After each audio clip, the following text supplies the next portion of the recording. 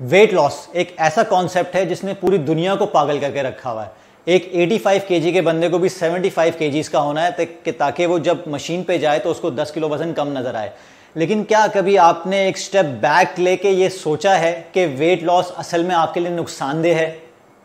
अब कहने का हरगिज ये मतलब नहीं है कि जो लोग वाकई मोटापे का शिकार हैं या ओबेसिटी का शिकार हैं वो वेट लॉस पे ना जाएं। डेफिनेटली उनको वेट लॉस पे अपनी जर्नी स्टार्ट करनी पड़ेगी, लेकिन वेट लॉस कंटिन्यू रखना for whole life, for a long term strategy is not a good deal.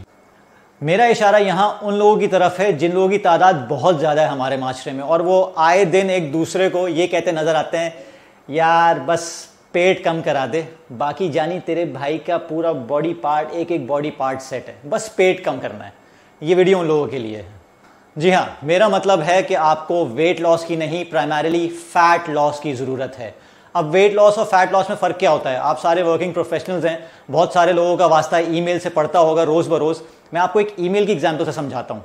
आप जब एक ईमेल लिखते हैं किसी क्लाइंट को या बॉस को, तो सबसे पहले अगर ईमेल की लेंथ बहुत लंबी होती है तो आपसे ये बोला जाता है कि यार इसकी लेंथ छोटी करो, इतना कौन पढ़ेगा।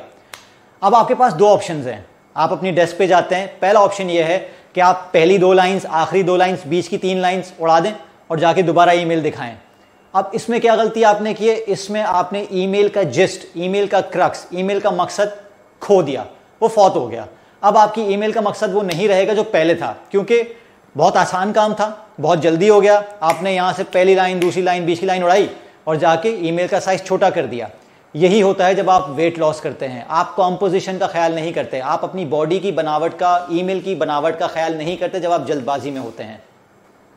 या फिर आपके पास दूसरा ऑप्शन है, और दूसरा ऑप्शन में दिमाग लगता है, सोच लगती है, टाइम लगता है, क्योंकि आप बैठते हैं, ईमेल को पढ़ते हैं, उसके जो अननेसेसरी पार्ट्स हैं वो हटाते हैं, तो डेफिनेटली आपकी सोच रिक्वायर्ड होती है, आपका पेशेंस रिक्वायर्ड होता है। यही वजह होती है कि फैट लॉस का प्रोसेस जो होता है उसमें पेशेंस का सबसे बड़ा हाथ होता है। फैट लॉस करते हैं तो आपके अंदर पेशेंस के साथ साथ लाइफ स्टाइल डेवलप होता है, लेकिन जब आप वेट लॉस करते हैं तो वेट लॉस के दौरान आप बहुत सारी कमजोरियों का शिकार हो जाते हैं। आपको वैसे तो लगता है कि 10 KG, 12 KG, 15 KG weighing machine पे लूज हो गया है, लेकिन जब आप अपने आप को शर्टलेस देखते हैं, कपड़ों में देखते हैं, मिरर के सामने देखते हैं, तो आपको अपने जिस्म की बनावट बहुत बुरी लगती है। यही बात आ गई ईमेल की कॉम्पोजिशन यानी ईमेल की बनावट और आपके जिस्म की बनावट। जब आप फैट लॉस करते हैं आप रिकम्पोज करते हैं बॉडी कॉम्पोजिशन को, जिस तरह आप डेलिब्रेशन के साथ एक ईमेल को रिकम्पोज करते हैं कि उसका जिस्ट लूज ना हो जाए।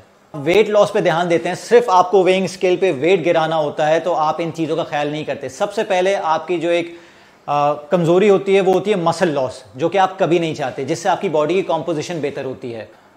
सो उम्मीद करता हूँ इस एग्जाम्पल से आपको ये बात ज़रूर समझ में आई होगी, क्योंकि ये रोज़मर्रा की एग्जाम्पल है। कभी ईमेल लिखें, लंबी ईमेल लिखें और सामने वाले को जाके बताएं कि देखें कितनी ज़बरदस्त ईमेल मैंने लिखी है, और फिर उसके कमेंट सुनें, आपको मेरी बात दोबारा रिमाइंड हो जाएगी।